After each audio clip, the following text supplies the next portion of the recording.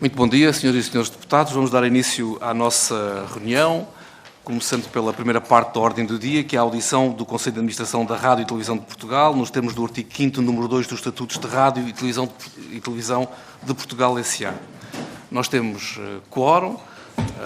Quero agradecer e saudar a administração o Conselho de Administração da Rádio e Televisão Portuguesa, o Dr. Nicolau Santos, a doutora Luísa Coelho Ribeiro e o Dr. Hugo Figueiredo, que estão aqui conosco, e recordar como vamos organizar os trabalhos desta primeira parte da ordem do dia. O Conselho de Administração da RTP, o Dr. Nicolau Santos, terá 10 minutos para fazer uma declaração inicial, seguindo-se depois um período em que cada grupo parlamentar terá 5 minutos para colocar questões e as respostas serão individualizadas a cada grupo parlamentar, sendo que poderá haver uma segunda ronda.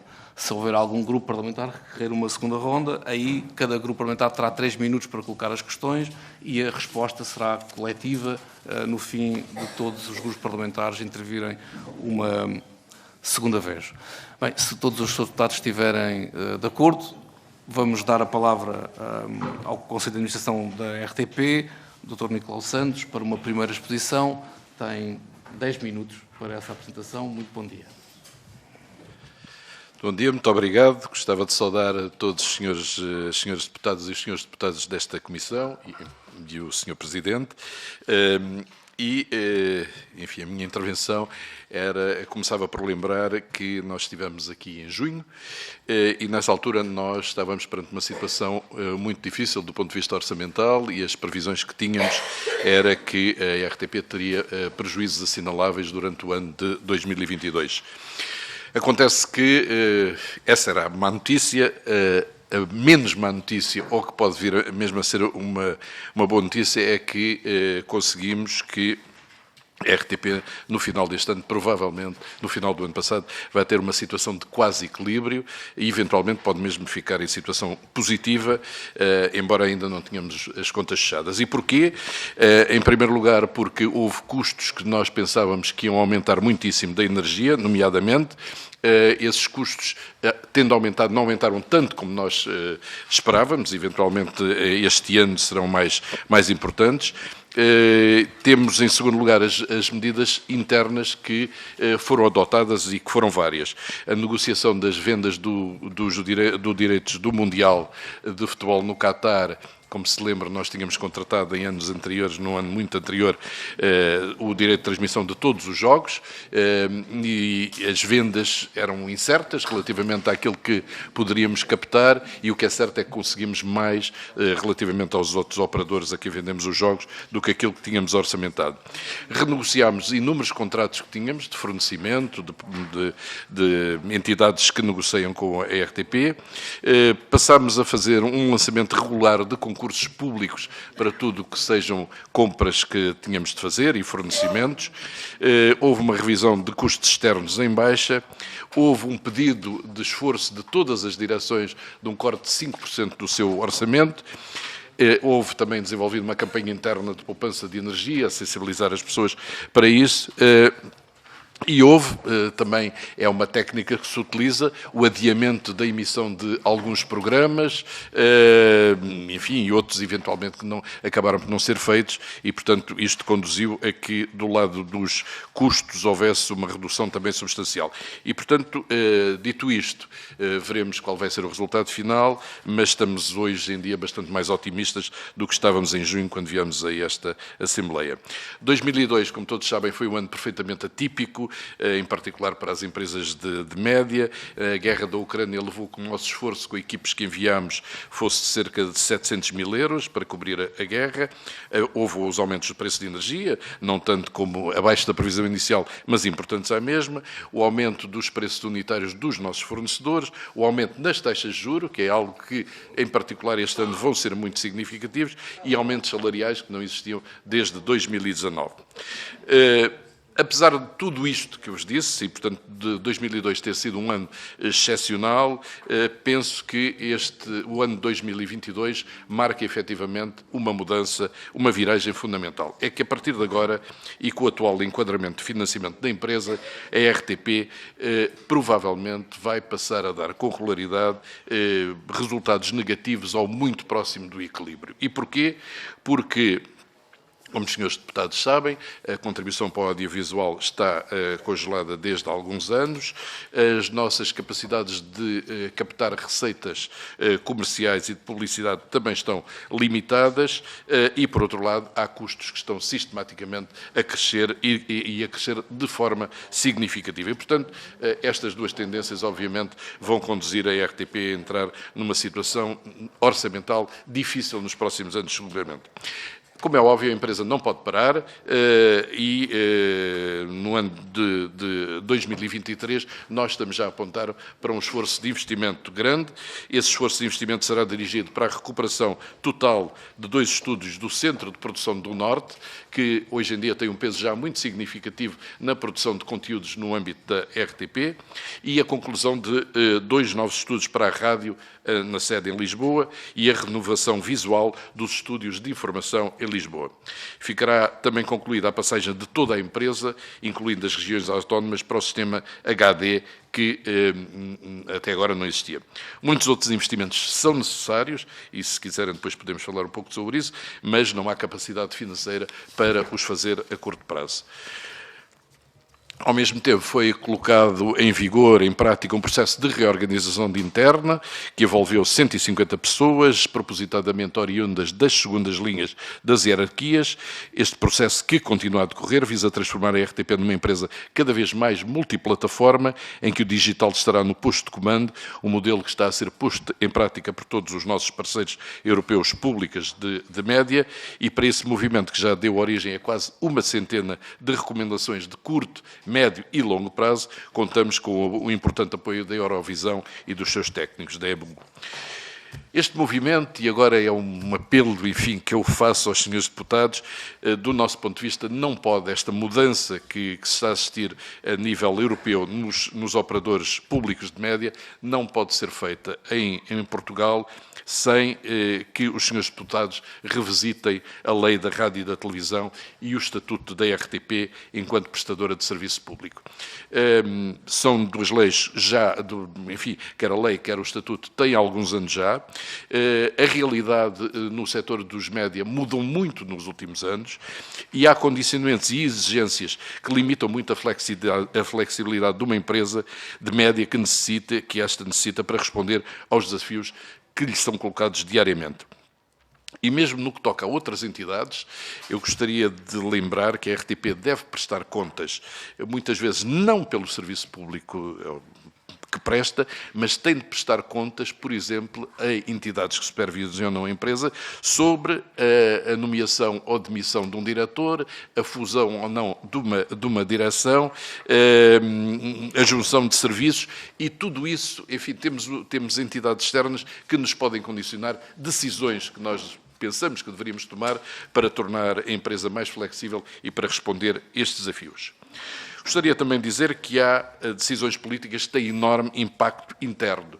Não estou a pôr em causa a justeza, obviamente, dos aumentos salariais, mas quando se anunciam aumentos salariais para o setor público de 5,1%, esse impacto é diferente na administração pública e nas empresas públicas, sobretudo numa empresa pública que está condicionada em matéria de obtenção de receitas. E, como sabem, nós, RTP, recebemos 80% dos nossos rendimentos da CAV, que, insisto, está congelada, e apenas 20% do mercado, onde também estamos limitados na captação de receitas. E, portanto, este impacto é grande, veremos, estão-se a iniciar as negociações salariais para este ano e vão ser negociações seguramente difíceis para chegarmos a um acordo.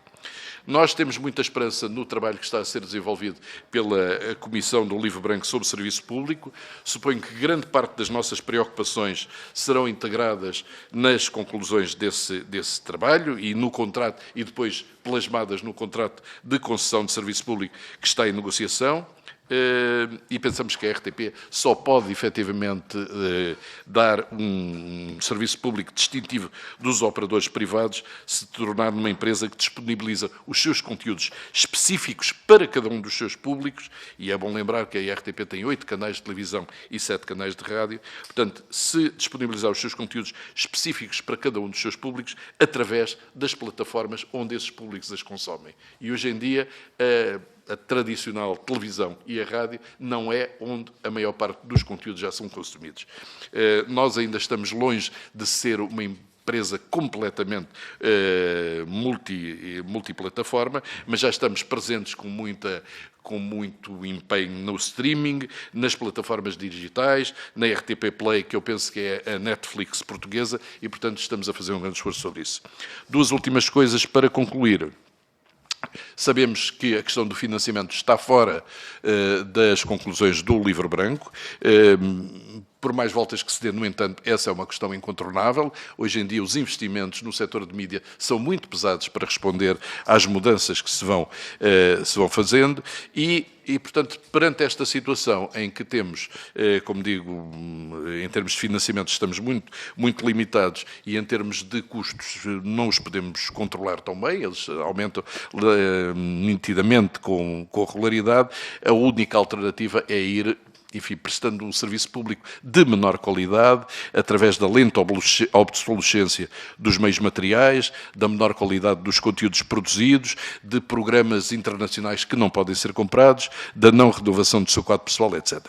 E é por isso, mais uma vez, que faço um apelo aos senhores deputados, porque eu penso que há aqui, e disse isso quando estive cá da outra vez, que há uma pesada responsabilidade dos senhores deputados para decidirem que serviço público é que o Portugal quer, que merece. Nós somos, por exemplo, um apoio indispensável para a indústria do audiovisual em Portugal. Não haveria, durante a pandemia, se não fosse a RTP, a indústria audiovisual em Portugal provavelmente teria desaparecido. Nós estivemos presentes a apoiar os realizadores, os produtores de séries, de filmes, etc. E também os artistas músicos em particular. Apoiámos muita gente que não pôde, durante 2 anos, praticamente sair de casa. Portanto, nós somos indispensáveis a isso, mas somos indispensáveis, penso eu, enfim, à coesão nacional, social e nacional, a defesa da língua portuguesa e dos interesses estratégicos de Portugal, ligação às comunidades imigrantes, aos países de língua oficial portuguesa e às suas diásporas, contributo para a nossa democracia e para a defesa dos valores humanísticos em que assenta a nossa vida. Gostaria de concluir, enfim, eu gosto muito de poesia, para dizer que a RTP, que nasceu em 57 e é uma fiel guardiã da memória histórica do país desde essa altura e é o elo incontornável de milhões de portugueses com o país, vivam no país do estrangeiro. Nós precisamos, efetivamente, nos adaptar e eu gostaria de concluir lembrando Carlos Drummond de Andrade, que dizia que no meio do caminho tinha uma pedra no meio do caminho. Eu penso que a RTP já ultrapassou muitas pedras ao longo do seu longo caminho desde 57 e penso que vai continuar a ultrapassá-la por muitos e bons anos, sobretudo com o apoio dos senhores deputados. Muito obrigado. Muito obrigado, Sr. Presidente da Administração da RTP.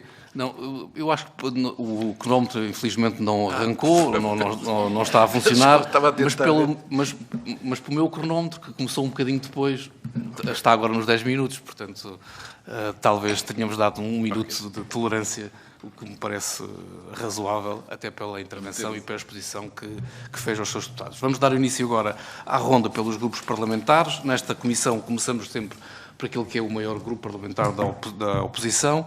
Neste caso, o grupo parlamentar do Partido Social Democrata. Tem a palavra o Sr. deputado João Montenegro para colocar as questões que tiver durante 5 minutos. Muito obrigado, Sr. Presidente. Informo só que faria aqui a intervenção dividida em 2 partes. Senhores deputados, Sr. Presidente do Conselho de Administração, Srs. Administradores, em primeiro lugar gostava de lhes cumprimentar e de lhes agradecer a vossa presença aqui hoje e agradecer também todo o relacionamento institucional que têm tido connosco, com esta Casa, nomeadamente através do envio de informação regular e constante, os relatórios, os documentos, os pareceres e outros similares que são enviados a esta Casa e que são, efetivamente, prova dessa boa colaboração institucional. Sr. Presidente, a RTP tem um papel de grande relevância no sistema audiovisual nacional. Portanto, é uma empresa destinada a prestar um serviço público e é uma empresa que tem que contribuir ativamente para a formação cultural e cívica dos portugueses e para a construção de uma sociedade livre, pluralista e democrática, não só nos termos previstos da lei, como também nos termos do contrato de concessão. A gestão da RTP assenta na execução do projeto estratégico para a Rádio e Televisão de Portugal, que o próprio Conselho de Administração submeteu ao Conselho Geral Independente. Esse mesmo plano define 5 grandes eixos objetivos. A informação, portanto, onde se pretende que exista uma informação isenta, independente, plural, rigorosa, que inove no conteúdo e na forma e que, de certa maneira, possa contribuir para a literacia mediática e para o combate à desinformação. Depois, em relação aos conteúdos, o segundo grande objetivo será objetivo esse, captar os públicos de futuro, nomeadamente os públicos mais jovens, com uma abordagem focada na criatividade e na inovação dos conteúdos, recorrendo, inclusivamente, a novos modelos de desenvolvimento de projetos, incluindo, especificamente, parcerias. Relativamente aos públicos, como terceiro eixo, portanto, o documento prioriza a distribuição dos conteúdos nas plataformas digitais, com desenvolvimentos de conteúdos específicos, recorrendo a sinergias internas e parcerias externas. O quarto ponto e pilar será a tecnologia, em que o objetivo será aumentar o enfoque nas soluções digitais, renovar os suportes tecnológicos obsoletos numa abordagem sinérgica de multiplataforma. E o último será a organização, portanto, nomeadamente a parte de recursos humanos, o motivar a envolver as pessoas, adquirir e desenvolver competências numa estrutura ajustada. Sr. Presidente, estes são os 5 eixos enumerados no documento, isto para chegar aqui à conclusão de que estamos a entrar no período final do vosso mandato enquanto Conselho de Administração. Estão decorridos 2/3 desse caminho que falou, que muitas vezes é um caminho de pedras, é um caminho turbulento, mas 2/3 já significa que é a alguma altura e é a hora de podermos já ver resultados. E uma vez que o exercício das suas funções e das vossas funções já decorre há 2 anos, o PSD gostava que pudessem dizer a esta Casa quais os ganhos e melhorias obtidos na prossecução deste plano estratégico e quais os resultados até agora alcançados. Estão Vossas Excelências a ter sucesso? Estarão Vossas Excelências a caminhar pelo sítio certo? Era para já esta primeira intervenção, Sr. Presidente. Muito obrigado, Sr. Deputado. Dava a palavra ao Dr. Nicolau Santos, pedindo-lhe também para que tentasse que eu presumo que a resposta pode ser longa, mas que não ultrapassasse os 3 minutos que o Sr. Deputado levou também a colocar a questão. O Sr. Presidente tem a palavra. Bem, muito obrigado, Sr. Deputado João Montenegro, pelas questões que colocou. Nós pensamos, a avaliação que fazemos, como referiu, a 2/3 do mandato, é que estamos a cumprir aquilo a que nos dispusemos. Diria que eu separaria a parte da informação das outras partes. Na parte dos conteúdos, dos públicos mais jovens e na sua distribuição pelas plataformas, como eu disse na minha intervenção, essa tem sido uma das principais preocupações. Nós temos grupos constituídos, um grupo com um responsável exatamente para essa área, para a área da aproximação aos públicos mais jovens. Devo dizer que é algo que me surpreende, eu próprio não conhecia essa realidade. Nós estamos presentes numa atividade que são os e-sports, ou e-sports, como se queira dizer, que é algo dirigido a públicos de 12, 13, 14 anos e que enchem um pavilhão atlântico, como eu vi, para assistir a jogos, daqueles jogos que aparecem em televisão, mas ali num ecrã grande. Portanto, nós estamos presentes aí através da RTP Arena, que é a nossa área vocacionada precisamente para essa faixa etária. Temos... Relativamente à questão da distribuição pelas plataformas, temos muita consciência que, obviamente, as plataformas digitais são fundamentais para chegar a esses públicos e temos feito um grande esforço nessa matéria. Como digo, há questões ainda tecnológicas que são importantes para nós e que têm de ser resolvidas para estarmos mais à frente nessa matéria. As questões de tecnologia colocam-se, efetivamente, numa empresa como a RTP. Nós fazemos um esforço de investimento anual que anda na casa dos 7 milhões de euros, mas eu tenho aqui, trouxe da parte do nosso responsável da parte de tecnologia, aquilo que nós deveríamos investir era bastante superior para fazer uma recuperação em várias áreas da empresa, em matéria de antenas, de rádio, de áreas de televisão que precisam de ser modificadas, etc. Finalmente, na questão da organização, como disse, foi colocado em cima da mesa um projeto que já se iniciou no ano passado. O projeto chama-se Reset. O seu engenheiro Hugo Figueiredo pode dar mais informações sobre isso, e que envolveu, enfim, tinha 7 objetivos essenciais, 7 áreas essenciais, envolveu 150 pessoas e que os resultados estão agora em fase de passarem a ser aplicados. Nomeadamente, as recomendações de curto prazo estão já a ser aplicadas, e são recomendações que facilitam a vida na empresa, mesmo do ponto de vista burocrático, e depois há outras mais de médio e longo prazo, algumas delas que voltam a ter questões de organização. Questões de tecnologia, peço desculpa. Finalmente, na área da informação, o que eu devo dizer é que a informação, do nosso ponto de vista, tem funcionado bem.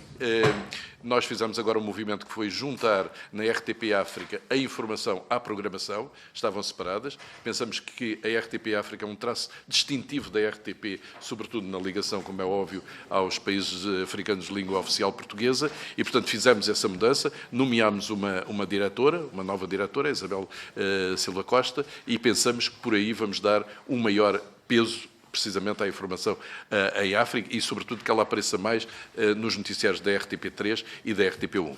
Eu já ultrapassei seguramente os 3 minutos, peço desculpa. Terminou? Terminei. Peço desculpa. Ultrapassou 30 segundos.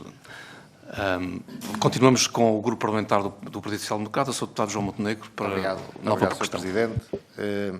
Sr. Presidente, a RTP é a única empresa que prossegue o caminho do Serviço Público de Rádio e Televisão, e exige-se, efetivamente, um caminho que assegure que a RTP contribua para a formação cultural e cívica dos portugueses e para a construção de uma sociedade livre, pluralista e democrática. Mas esse caminho, e volto a falar nas tais pedras que estão aqui em cima da mesa, é um caminho, efetivamente, de pedras, de sobressaltos, um caminho conturbado. E eu gostava de chamar aqui a opinião e o argumentário de algumas entidades que se ligam diretamente à RTP, nomeadamente o Conselho de Opinião e a Comissão de Trabalhadores, para tentar, de certa maneira, fundamentar a nossa opinião que este caminho, efetivamente, tem sido um caminho tortuoso. O Conselho de Opinião diz que a RTP não melhorou a prestação de serviço público de rádio e televisão. E não ficou claro e inequivocamente demonstrado, segundo o Conselho de Opinião, que a RTP, enquanto empresa pública, tenha cumprido plenamente a sua obrigação de responsabilidade cultural e social. A Comissão de Trabalhadores é mais direta, portanto, tem uma opinião de que, efetivamente, a RTP não é uma empresa estruturada, o quadro pessoal não está ajustado, dão exemplos que se gasta mais dinheiro com o aluguer de equipamento do que com o efetivo custo desse mesmo equipamento, e depois gasta-se mais dinheiro a litigar com os colaboradores e trabalhadores do que propriamente com o que se gasta com a RTP Açores. E sobre esta questão de litigar com os trabalhadores, gostava também de lhe deixar aqui uma pergunta, de tentar perceber o que é que se passa com os processos disciplinares que estão mediaticamente expostos aos colaboradores Hugo Cadete e Inês Gonçalves. Eu falo-lhe nisso, Sr. Presidente, porque as informações que têm chegado ao nosso grupo parlamentar sobre o argumentário desses mesmos processos disciplinares, e nem sequer vou entrar muito dentro do assunto, mas acho que estamos aqui perante quase que cenas de ficção. Portanto, eu acho que hoje em dia, nos tempos que correm, gostávamos de poder ser clarificados por Vossa Excelência em relação a estes mesmos processos disciplinares.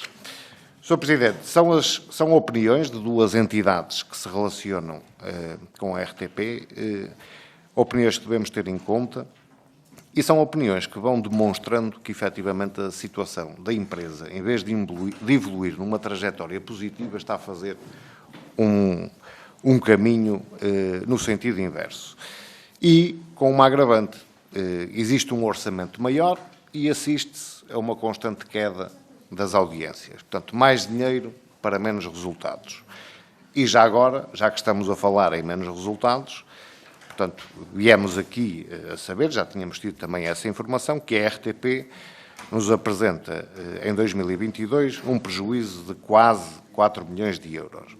Portanto, recebem mais 2 milhões de euros do Estado, valor para abater uma dívida ou parte dessa mesma dívida, e ainda assim apresentam-nos um prejuízo de quase 4 milhões. E depois vamos ver também os resultados concretos, nomeadamente a questão das audiências, e dizer que, efetivamente, os números pioraram. Portanto, menos pessoas a receber serviço público de rádio e televisão.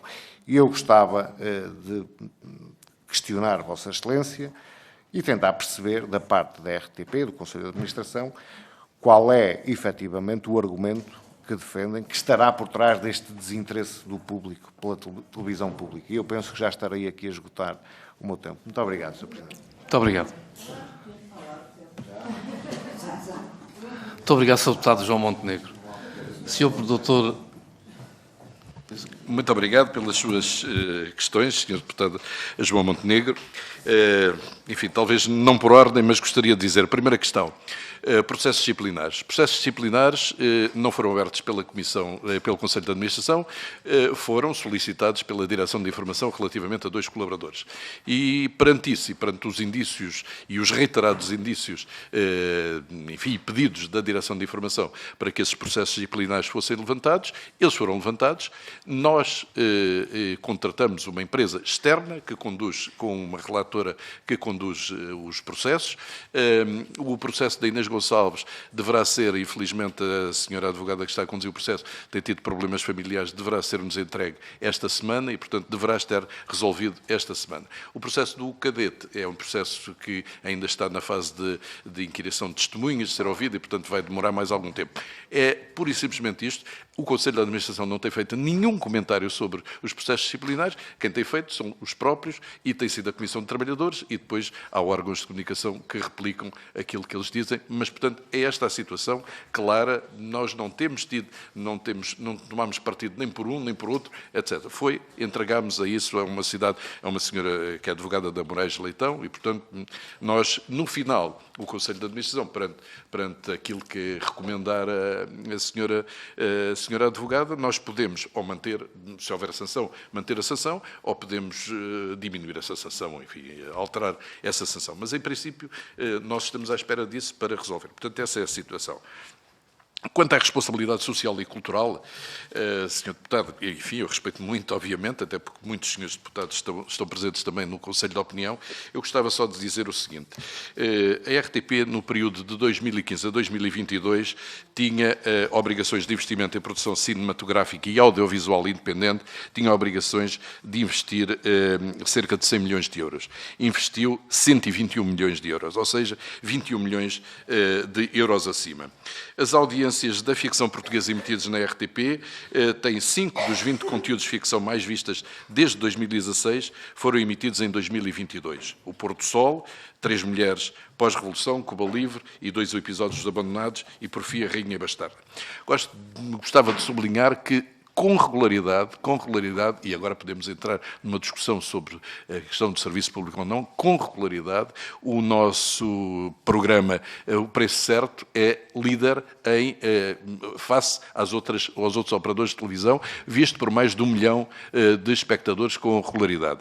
O nosso telejornal, a seguir, enfim, obviamente apanha este embalo, mas é sistematicamente visto por 700 a 800 mil pessoas. E, Sr. Deputado, gostava de dizer, enfim, obviamente terá as suas fontes de informação, mas eu gostava de dizer que a RTP não vai ter 4 milhões de prejuízos este ano, pelo contrário, não terá seguramente, e devo dizer que em maio nós chegámos a pensar que esse prejuízo seria muito superior, mais do dobro deste valor, não vai ter, vai ser um resultado muito, muito inferior a esse. E a queda das audiências, do meu ponto de vista, também não se verifica. Neste momento, se olhar para a evolução das audiências dos últimos meses, o que verá é que todas as televisões generalistas caem, mas, curiosamente, a RTP cai menos que os outros. Nós estamos numa posição, apesar de tudo, mais perto, neste momento, da TVI e da SIC do que até agora. E, portanto, essa é, pelo menos da nossa leitura das audiências, é isso que se tem vindo a passar. Agora, não nos iludamos, também não quero esconder isso.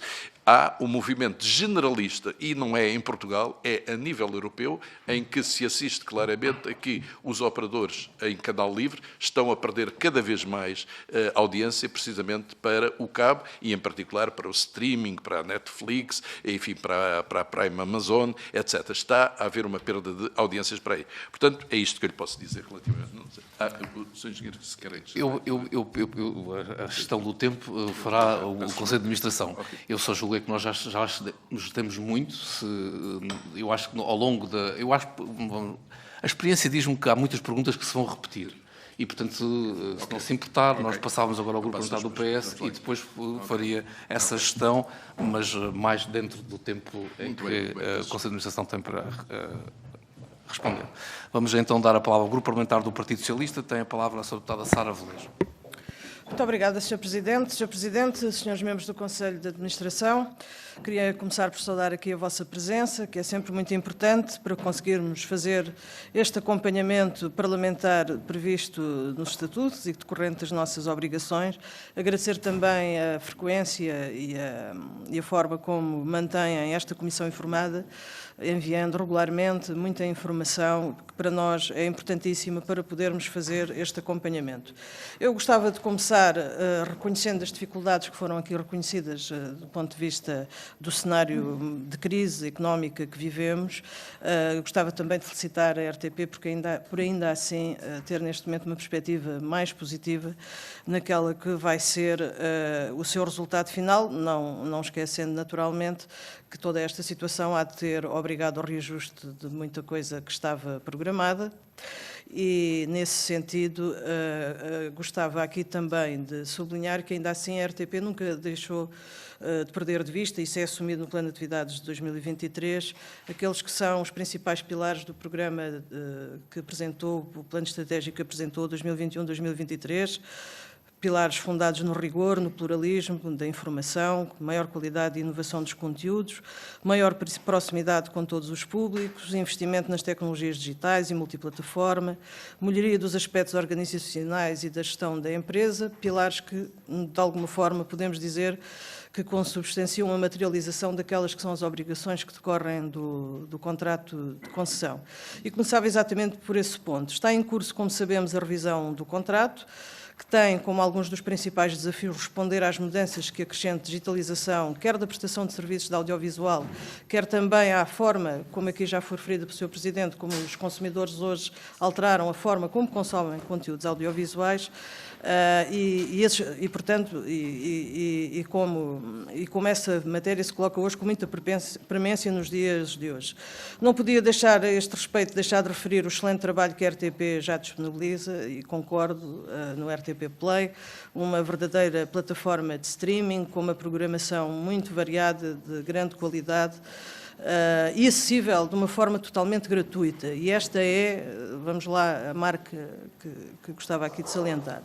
Mas, voltando ao tema do contrato de concessão, o Governo criou recentemente a Comissão encarregue de produzir o livro branco sobre o tema, que pretende depois, em 5 meses, produzir a melhor solução baseada em toda a informação, conhecimento, melhores práticas, também de natureza internacional, como não podia deixar de ser, disponíveis para termos um novo contrato que permita à RTP fornecer uma melhor resposta adaptada aos dias de hoje e preparada para aqueles que são os principais desafios. E a primeira questão que vos deixava mesmo era a de saber qual a visão que o Conselho de Administração da RTP tem sobre este assunto, que aspectos deve o novo contrato de concessão prever para responder aos novos desafios na área dos mídia, por um lado, mas também por outro, que alterações devem ser feitas àquilo que é o modelo do audiovisual, sem perder de vista aquilo que é o core fundamental da RTP, que é o serviço público. Um outro tema, a RTP tem sido ao longo dos anos consecutivamente eleita como marca de confiança pelo público, isso aconteceu em 2022 pela 6ª vez consecutiva. A marca já obteve esta distinção 16 vezes, que é atribuída pelo público num estudo de opinião que é reconhecido.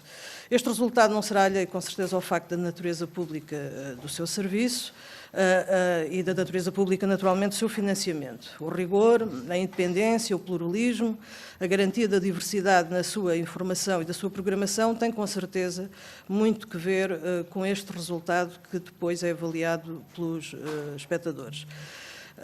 Com frequência e bem recentemente têm entrado nesta Assembleia iniciativas legislativas que visam precisamente substituir as receitas públicas do financiamento da RTP, que são, do nosso ponto de vista, a garantia da tal qualidade que aqui acabei de descrever, por receitas que passem a ser exclusivamente oriundas de venda de espaço publicitário comercial, prevendo por isso a eliminação da contribuição para o audiovisual. Gostaríamos também de ouvir o vosso comentário sobre esta matéria. E, para finalizar, gostava de falar dos novos desafios que a transformação digital tem operado também nos mídias. Já aqui falámos da plataforma de excelência que é a RTP Play, mas também podíamos falar do RTP Ensina, ferramenta essencial com recurso educativo com milhares de conteúdos disponibilizados e alinhados com aquilo que são os programas escolares, falar da RTP Palco, do Zig Zag, da RTP Arquivo, entre outras aplicações digitais que a RTP disponibiliza neste momento. A transformação digital traz-nos desafios novos, nomeadamente a alteração à forma como consumimos conteúdos, quer televisivos, quer radiofónicos, e gostava de referir que a RTP tem acompanhado, de alguma forma, essas transformações, que têm naturalmente implicado novos desafios e investimentos. Gostava de sublinhar a preocupação que revelam no plano de atividades em proceder a mecanismos que permitam fazer a analítica da forma como todas estas plataformas são consumidas e também ao nível daquilo que é a performance que cada uma delas tem.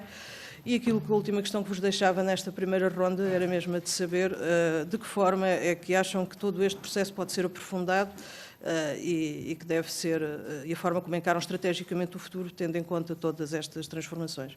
Muito obrigado. Muito obrigado, Sr. Deputado Sara Velez. Dava a palavra ao Dr. Nicolau Santos. Não. Então, o engenheiro Hugo Figueiredo para responder à Sra. Deputada Sara Velez. Sr. Deputados, peço só que voltemos só aqui à reunião, se faz favor. Vamos voltar todos à reunião. Sr. Engenheiro Hugo Figueiredo tem a palavra. Srs. Deputados, muito bom dia. Muito obrigado, Sra. Deputada, pelas questões que levantou. Bom, sobre a nossa visão sobre o contrato de concessão, eu acho que existe um grupo que está a trabalhar sobre esse tema.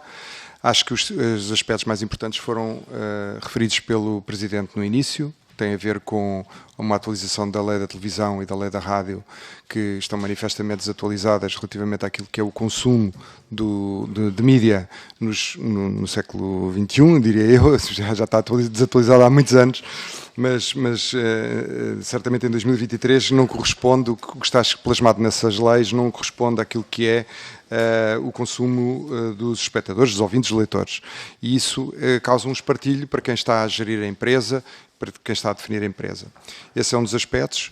O aspecto do financiamento, claramente, também foi aqui levantado pela Sra. Deputada. Eu penso que também não nos cabe, enfim, enquanto Conselho de Administração, estar a definir. Penso que nós, claramente, privilegiamos e apreciamos o facto de termos uma receita que é previsível, porque muitos destes contratos nós temos também de apoio à produção independente, à produção audiovisual, ao teatro, etc., são atividades que requerem planeamento de longo prazo e claramente não se compadecem depois com o ritmo do mercado e a ditadura do mercado, que é uma ditadura de audiências.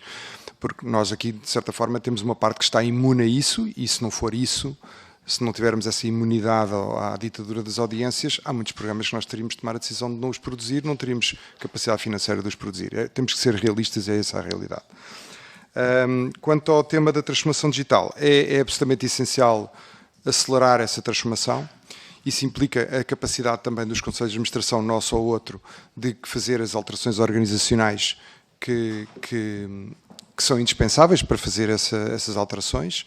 E isso vai novamente bater aos temas de lei de televisão, estatutos, etc., que de certa forma muitas vezes impedem aquilo que seria a melhor decisão organizacional para perseguir esses objetivos. Eu queria só recuperar aqui, nessa lógica de importância do digital, o tema das audiências, porque o serviço público, continuamos a olhar para o serviço público como sendo de rádio e televisão que se mede por audiências. mas o serviço público de média não são só as audiências de televisão e de rádio, porque as pessoas estão a transferir-se para estes aparelhos. E, portanto, a medição do serviço público tem a ver com esse tipo de impacto. E as audiências podem estar a cair em televisão, no RTP1 ou o que seja, e estarem a recuperar, mais do que isso, nas vertentes digitais. Portanto, nós temos também, todos nós, que abandonar esta ideia de que ter é importante ter essa audiência, como é evidente, e estancá-la ao máximo, mas temos é que construir aquilo que vai substituir essa audiência no futuro. E esse era o ponto que eu queria também aqui, de certa forma, responder aqui ao Sr. Deputado João Montenegro. E para já, era isto. Doutor Nicolau Santos, não sei se quer acrescentar alguma outra questão em relação à Sra. Deputada Sara Velez. Eu dava aqui só a palavra. Então, tem a palavra a doutora Luísa Coelho Ribeiro. Muito obrigada. Eu queria só abordar aqui o tema do mercado publicitário em Portugal e da possibilidade de ser usado como receita predominante pela RTP em alternativa à CAV atualmente. Tendo em conta a grandeza do mercado publicitário e os operadores que já existem e as dificuldades que todos os operadores têm, parece-nos que não só para a RTP ia levantar, como já foi dito, dificuldades acrescidas, mas para todos os operadores, incluindo os operadores privados. E isso, obviamente, que em termos de dependência não seria bom. Por outro lado, a RTP traz também algumas regras e algumas boas práticas pela influência que também tem no mercado publicitário.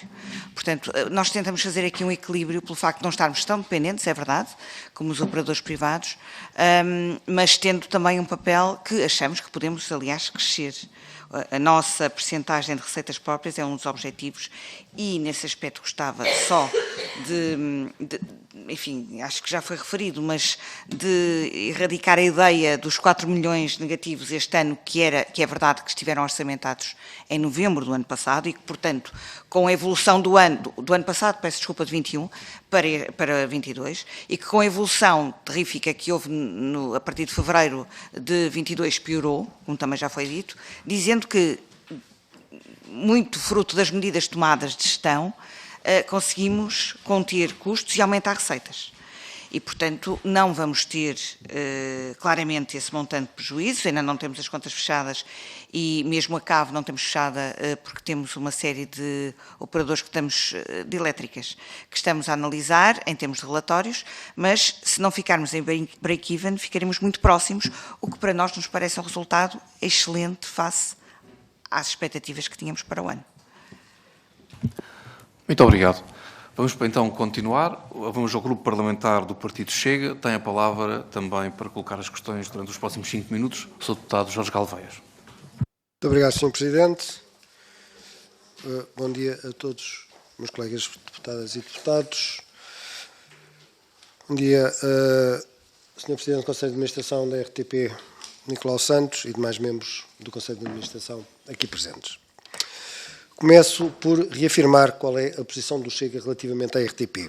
Como partido conservador que somos, balizamos o liberalismo económico aos devaneios ultraliberais que roçam a libertinagem económica de outros. Acreditamos profundamente no serviço público de rádio e televisão, mas exigimos da mesma forma um serviço de qualidade e imparcial. Um serviço público que tenha conteúdos programáticos dignos da história da nossa milenar ou quase milenar nação e que não se subjugue a sinistras agendas globalistas. Na última audição do Conselho de Administração, aqui nesta Comissão, em 7 de junho último, afirmou o Sr. Presidente que estavam a ultimar a entrega de um documento ao Sr. Ministro da Cultura sobre a revisão do contrato de concessão. Pergunto-lhe se o dito documento já foi entregue e em que ponto estão as conversações com o Ministério acerca da revisão do contrato de concessão. Para o Chega, este é um ponto fulcral. Como já referido, defendemos o serviço público, mas pretendemos de igual forma a viabilidade e sustentabilidade financeira da RTP. Obviamente, o financiamento está intrinsecamente relacionado com o contrato de concessão. É por demais evidente a necessidade, que hoje se torna uma exigência, de atualizar tecnologicamente a empresa, nomeadamente no que concerne ao digital e ao serviço de streaming. Temos o bom exemplo da BBC. Pergunto se no vosso documento de revisão de contrato salvaguardam esta exigência e, sobretudo, de que forma pensam implementar estes avanços tecnológicos num sentido de mais-valia à empresa. Sabendo que a CAV é a maior fonte de financiamento da RTP, portanto cerca de 80%, é imperativo que se siga um modelo em que sejam potenciadas outras formas de financiamento. O streaming, já acima referido, através da publicidade, pode ser uma delas. É crucial a RTP, sempre como serviço público, alavancar formas de financiamento que aliviem a dependência meramente estatal e que trabalhem em função do seu autofinanciamento. Portanto, reiteramos a revisão do contrato de concessão deve imperativamente seguir a lógica de acompanhamento tecnológico e, sobretudo, de forma a promover o autofinanciamento da empresa. Com isto, não podemos, obviamente, esquecer o que foram as últimas 2 décadas de gestão e, diga-se, subfinanciamento da RTP. Neste ponto, parte diretamente à questão que todos conhecemos dos 16 milhões de euros, referentes ao período de subfinanciamento da RTP e já aprovados em termos da Comissão Europeia. Já deram entrada ou a situação prevalece? Sobre a espécie de empréstimo envergonhado dos 150 milhões de euros e cuja contrapartida era a passagem do arquivo audiovisual da RTP para o Estado e que sabemos terem sido já dado entrada na RTP. Passados vários anos, o que nos podem aqui partilhar sobre esta questão? Na última reunião afirmou aqui o Sr. Presidente a questão dos carros de exteriores, que dos 4 existentes, 2 já estavam tecnologicamente ultrapassados. E pergunto se houve alguma alteração relativamente a este assunto. Relativamente à produção, pergunto em que situação está o Centro de Produção de Lisboa? Apenas faz a informação? Não terá a RTP capacidade para produzir determinado tipo de programação, como, por exemplo, o preço certo? O custo em produção externa é mais baixo que utilizando os meios da RTP? E, como acabaram de dizer, tem uma audiência de cerca de 1 milhão de espectadores, o que, em termos de publicidade, logicamente, poderá ser uma mais-valia. E, para terminar, as regiões autónomas da Madeira e Açores. Estão devidamente dotados de autonomia administrativa e financeira que lhes permita assegurar uma cobertura de informação e serviço digno às suas populações? No caso da Madeira, o Centro Regional está tecnologicamente bem servido. A diferença de dotação financeira entre a Madeira e os Açores, e ambos com grelhas idênticas, é mínima. No entanto, a diferença de dificuldades logísticas entre ambas as regiões autónomas é brutal. Basta pensarmos que os Açores são compostos por 9 ilhas e que as dificuldades de ligação entre ilhas é extremamente difícil. Como pretende o Conselho de Administração da RTP minimizar este problema? E já que falamos em regiões autónomas, já existe destacado algum correspondente na ilha de Porto Santo? São as questões que vos deixo. Muito obrigado. Muito obrigado, Sr. Deputado Jorge Galveias. Dávamos a palavra ao Conselho de Administração da RTP. Tem a palavra o Sr. Presidente Nicolau Santos. Muito obrigado, Sr. Deputado Jorge Galveia, pelas suas questões. Eu vou pedir ajuda depois ao Sr. Engenheiro, aos meus colegas, para responder a algumas das questões.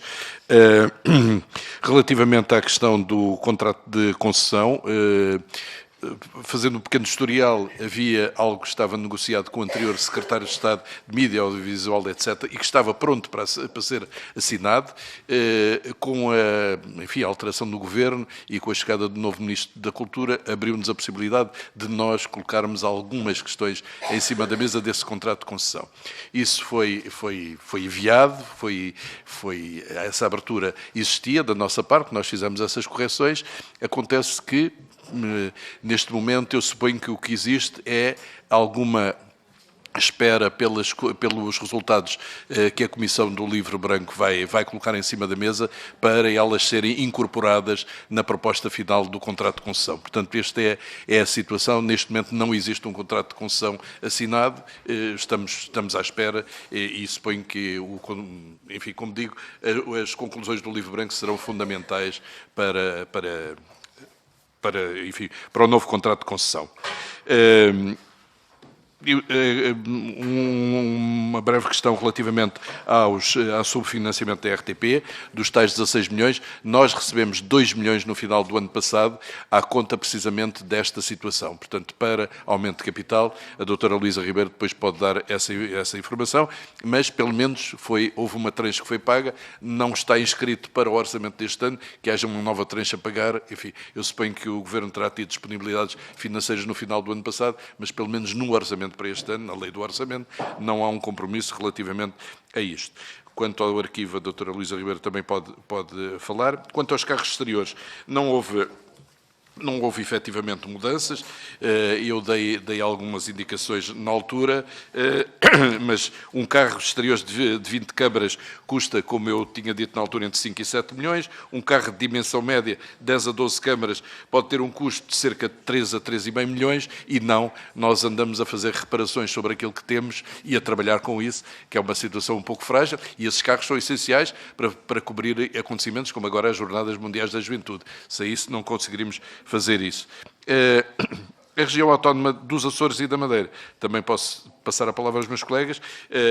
Nos Açores houve uma grande preocupação de modernização tecnológica nos últimos anos e na Madeira está-se a entrar na fase da passagem final à HD, que era o que não existia aí. De qualquer maneira, persistem as dificuldades, não ignoro, persistem dificuldades técnicas e tecnológicas nos dois centros e, nomeadamente, por exemplo, só para o senhor deputado ter uma indicação, nós, se estivermos a falar da renovação técnica de equipamentos da rede de estação emissora de FM, que para as ilhas é muito importante, são 40 no continente, 15 na Madeira e 27 nos Açores, isso requeria um plano de investimentos bastante mais agressivo do que nós precisamos e nós só temos capacidade atualmente de fazer a revisão de a remodelação de 6 estações por ano. E, portanto, se a este ritmo, nós vamos levar 12 anos para rever todas as nossas estações emissoras. Portanto, aqui há realmente uma falha em termos de financiamento.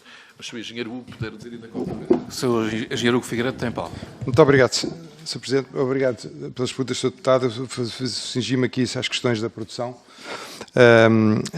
O Centro de Produção de Lisboa, a sede da RTP de Lisboa, não produz só informação. Produz inúmeros programas de fluxo para os mais diversos canais, recordamos aqui 8 canais de televisão, portanto há inúmera produção que ocorre dentro das instalações da RTP. Quando nós recorremos à produção externa, isso tem a ver com eventuais competências, com eventuais contratos, porque às vezes isso está incluído no contrato, e também com a capacidade interna. Quando a capacidade interna está esgotada, nós temos que ir fora fazer. Nós produzimos, por exemplo, o Porquinho Milheiro é produzido internamente nos estúdios da RTP de Lisboa, com as equipas de produção da RTP. Se me diz que poderíamos fazer mais, sim, é verdade. Nós, ainda na duração deste mandato, vamos iniciar um processo de reformulação daquilo que são os modelos de produção. Os modelos de produção que a RTP tem são modelos de produção que estão ainda também um pouco desatualizados, estão muito vocacionados para o broadcast, para a televisão, e nós precisamos ter a capacidade de produzir não só para a televisão, mas para streaming, para a internet, para etc, etc. E esses modelos de produção não são os mesmos que nós utilizaremos para a televisão. Temos que ter mudanças mais rápidas de cenários dentro dos nossos estúdios para poder produzir mais programas, e essa é a forma como nós vamos tentar mitigar o facto de não conseguir aumentar a nossa contribuição audiovisual. Portanto, esse é um dos temas que está central nesta última fase do mandato para esta administração, mas há muita produção, porque tendencialmente as pessoas veem muito RTP1 e RTP2, mas nós produzimos muita coisa, muito mais coisa do que aquilo que a maior parte dos portugueses está a ver. A maior parte, depois temos a memória, temos os Açores, temos a Madeira, etc. Um último comentário sobre a Madeira e os Açores. É verdade o que afirma, mas os Açores também, como uma forma de compensação, apesar de tudo, têm delegações em mais ilhas. Na Madeira são 2 ilhas, não é? Uma ilha e mais uma outra pequena ilha. Mas nos Açores temos 3 centros importantes de produção. Muito obrigado. Eu vou dar a palavra à doutora Luísa Coelho Ribeiro, mas peço-lhe que seja breve. Muito obrigado. Muito obrigada. Muito obrigada pelas questões, Sr. Deputado. Eu começava por dizer que concordamos completamente que a viabilidade financeira da RTP é essencial.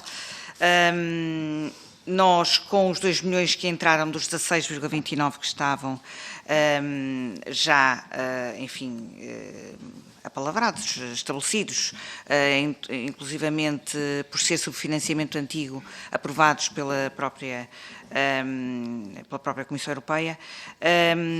Isso permitiu-nos também diminuir a dívida, sendo que a dívida financeira em 2022 diminuiu muito mais do que apenas 2 milhões e, portanto, foi possível passar de cerca de um total de 92 milhões para 84,8 milhões de dívida, portanto, 8% de diminuição de dívida, o que nos parece de salientar. Isto deveu-se também àquilo que nós achamos que é uma gestão mais eficiente de tesouraria e também a alguns processos que já começamos a implementar por sistemas de informação e de alarmística que estamos a implementar, aliás, transversalmente em toda a empresa. E que obviamente também permitem a libertação de alguns recursos humanos de uma parte mais burocrática para uma parte mais analítica. Gostava também de dizer que relativamente aos carros exteriores, nós temos para este ano, não obviamente os carros maiores, mas o plano de investimento de 2023 contempla 1 milhão de euros para 2 carros de exteriores mais pequenos. Finalmente, sobre os 150 milhões, que é uma situação que ainda não está resolvida nas nossas contas. Nós já fizemos chegar a quem de direito que somos da opinião que os 150 milhões de euros registados como adiantamento deveriam ser contabilizados, adiantamento de clientes, portanto, deviam ser transferidos para a conta de resultados transitados, o que tinha a vantagem de não implicar custos para o Estado, e de ser apenas necessário uma notificação simplificada do Estado português à Comissão Europeia, resolvendo, portanto, a questão. Muito obrigado. Vamos dar a palavra ao Grupo Parlamentar da Iniciativa Liberal. Tem a palavra a Sra. Deputada Patrícia Gil Vaz, que saúde pela presença também nesta Comissão. Obrigada, Sr. Presidente. Uma saudação especial desta minha primeira intervenção na 12ª Comissão, estender os cumprimentos aos restantes deputados, cumprimentar também o Conselho de Administração da RTP. Como saberão, a Iniciativa Liberal defende como posição de princípio a alienação da RTP como uma empresa pública, isto porque consideramos que as chamadas obrigações de serviço público da RTP podem ser asseguradas e são, em certa medida, por operadores privados. Algumas das atribuições que estão incumbidas à RTP são, por exemplo, contribuir para a informação, formação e entretenimento público, promover a cidadania, o pluralismo, a diversidade, a difusão e a promoção da ciência, da cultura e da língua. Mas a verdade é que não é necessário ser uma propriedade pública para assegurarmos estas metas. Os privados têm esta capacidade e poderão fazê-lo, por exemplo, através de prestação de serviços celebrados com o Estado. Não é necessário também registar 8 milhões de prejuízo anual, como poderá ter acontecido com a RTP em 2022, segundo uma estimativa anunciada aqui na Assembleia da República em junho passado. Hoje o Sr. Presidente falou num quase equilíbrio, sem especificar o que é que isso significa, como é que aí chegaram e o que é que ainda falta fazer, e por isso a minha primeira pergunta seria precisamente pedir para especificar estes pontos que acabei de mencionar. Não é necessário também exigir um esforço financeiro adicional aos portugueses, já estão sobrecarregados com várias tributações, mantendo em vigor a CAV, cuja existência a Iniciativa Liberal acha que não faz sentido. Daí, já temos também proposto a extinção desta taxa e continuaremos a defender esta medida. Não é necessário também, ou pelo menos não deveria ser, que a RTP, em vez de gerar receitas próprias, necessite continuadamente de verbas adicionais do Estado, o que significa que é dinheiro dos contribuintes em forma de aumento de capital, como aconteceu com os 10,4 milhões de euros que foram canalizados em 2017. E, aliás, hoje também soubemos que a RTP, no seu plano de atividades e de orçamento, estima ter prejuízos na ordem dos 3,7 milhões de euros, embora o Sr. Presidente tenha dito há pouco, em resposta ao PSC, que não ia ter prejuízo nesta ordem, mas a verdade é que a informação está escrita no vosso orçamento. E, a propósito, uma pergunta de fundo que se incube fazer é como é que é possível prestar um serviço público sem público. Já foi aqui referido que há mais dinheiro, há menos audiências e há menos pessoas a usufruírem deste serviço que é supostamente público. Eu parece que estou a ter um déjà vu, em menor escala, naturalmente, com o que aconteceu com a TAP. Usa-se o dinheiro dos contribuintes para aguentarmos a empresa. Está sempre patente a desculpa da utilidade pública, mas a verdade é que a disparidade é cada vez maior entre aquilo que se proclama como serviço público e a incapacidade do mesmo serviço em atrair e fixar novos públicos. Isto reforça ainda mais a nossa convicção que os conteúdos de interesse público não estão cobertos podem ser cobertos pelas televisões privadas, através da contratação com o governo ou qualquer outro operador privado, e isto traria, obviamente, uma vantagem clara para os contribuintes e uma garantia de antecipada maior difusão e visibilidade. Infelizmente, a RTP não consegue assegurar isto neste momento, e as perguntas que iria fazer, além das que já fiz, serão: que estratégia tem o Conselho de Administração para inverter a contínua queda de espectadores registadas quer pela RTP1, quer pela RTP2, como os números de 2022 confirmam neste momento? Se foi apresentada alguma justificação para a não concretização do prometido aumento de capital na ordem dos 14,3 milhões de euros que deveria ter ocorrido em 2020? O Conselho de Opinião da RTP, em documento que foi recentemente tornado público, denuncia uma situação de obsolescência tecnológica da RTP em diversas áreas. Como é que comenta estas afirmações? A ERC, na sua análise anual do pluralismo televisivo, acentua que a RTP 1 e 2 deram maior destaque ao conjunto do Governo e do PS. Como é que isto se enquadra na obrigação reforçada de pluralismo que vincula uma estação de serviço público? Já foi daqui também falado em relação aos Açores e à Madeira. Queria apenas reforçar, perguntando quais são as verbas que estão disponíveis para os centros regionais dos Açores e da Madeira e como é que têm sido financiadas. E perguntar, por último, se é verdade que a cobertura do serviço noticioso em 6 das ilhas açorianas, onde a RTP não tem delegações, está a ser assegurada por alegados correspondentes pagos à peça. Obrigada. Muito obrigado, Sra. Deputada Patrícia Gil Vaz. Devolvo a palavra ao Conselho de Administração da Rádio e Televisão Portuguesa, ao seu Presidente, Nicolau Santos. Muito obrigada, Sra. Deputada Patrícia Gil Vaz. Como calcula, enfim, a minha posição à frente da RTP não pode coincidir com a da Iniciativa Liberal nesta matéria, porque, enfim, não fui contratado para ser o coveiro da RTP e, portanto, lamento, mas não subscrevo aquilo que me disse. E dou-lhe 2 exemplos. Durante a pandemia, foi necessário, porque ficaram milhões de alunos em casa, foi necessário rapidamente colocar em cima da mesa a escola em casa, para suprir essas necessidades. Os operadores privados podiam ter feito. Fizeram? Não fizeram, por isso simplesmente. Não fizeram. Dou-lhe outro exemplo, agora um muito pequenino. Um destes fins de semana, a RTP2 transmitiu a final de Mundial de handball em cadeira de rodas. Algum dos outros operadores transmitiu, ou sequer lhes passou pela cabeça transmitir, estiveram 100 mil pessoas a ver essa emissão. É pouco para um programa que se mete tudo por milhões, 1 milhão de pessoas, 2 milhões, é muito pouco. Mas houve 100 mil portugueses que quiseram ver aquele conteúdo e estiveram a vê-lo. Algum operador fez? Não fez. Nós fizemos a cobertura da presidência portuguesa da União Europeia, como host broadcaster, fizemos a Eurovisão com grande sucesso, como host broadcaster, e agora fomos escolhidos outra vez para fazer um grande evento, que são as Jornadas Mundiais da Juventude. Os operadores privados podiam fazer? Podiam. Alguns fizeram, lamento, mas não fizeram até agora. E, portanto, eu penso que existe realmente, em matéria de serviço público, que está presente em todo o território nacional, está presente nas ilhas, que tem uma rede de delegações em África como nenhum operador privado tem, e que isso faz parte dos interesses estratégicos do Estado português. Ainda recentemente fizemos as comemorações dos 25 anos da RTP África em Cabo Verde. E esteve lá o primeiro-ministro de Cabo Verde, esteve lá o presidente de Cabo Verde, e todos eles teceram elogios à forma como a sua própria diáspora se revê através da RTP África. E, portanto, podiam fazer os privados, podiam seguramente. Infelizmente, não me parece que eles estejam interessados. por exemplo, tempos de antena. Ontem nós demos um tempo de antena da CGTP de cerca de 10 minutos.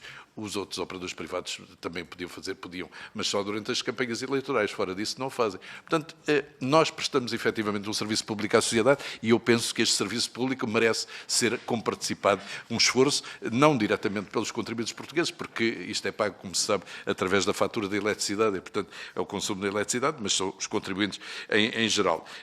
Bom, fiz tantas perguntas que eu fico, confesso que, quanto à estratégia, quanto à questão da queda contínua dos espectadores, como já dissemos aqui, há, a nível mundial, a senhora deputada pode constatar isso, que os chamados operadores free-to-air, aqueles que são gratuitos, estão todos em queda e as audiências estão-se a deslocalizar para os streamings, para outro tipo de canais por cabo, etc.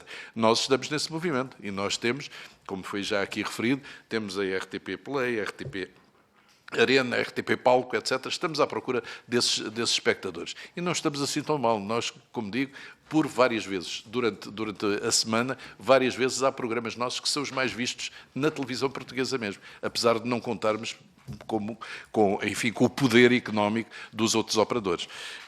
Obsolescência tecnológica, sim, existem situações difíceis, como também aqui foram referidos, os investimentos são muito pesados em televisão e as mudanças tecnológicas também são. Nós temos carros exteriores, como já foi referido, com 20 anos, com a idade de 20 anos, e nós tentamos melhorar, mas os investimentos são muito pesados. Os meus colegas podem dar alguma informação sobre Açores e Madeira, enfim, sobre esse tipo de questões, e eu passo a palavra. Muito rapidamente, muito obrigada.